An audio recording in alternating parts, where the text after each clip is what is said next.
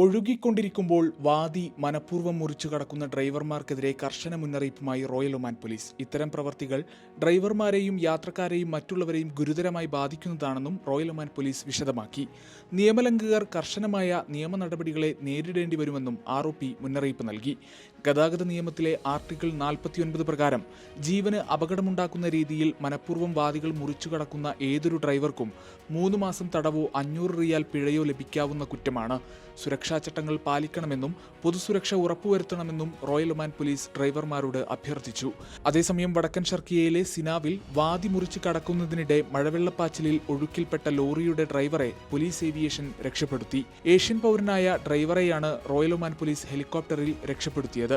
ഇയാളുടെ ആരോഗ്യനില തൃപ്തികരമാണെന്ന് അധികൃതർ അറിയിച്ചു. ഒമാനിൽ കനത്ത മഴയും അതോടൊപ്പം രക്ഷാപ്രവർത്തനങ്ങളും തുടരുകയാണ്. ഗൾഫ് മാധ്യമം, മസ്കത്ത്.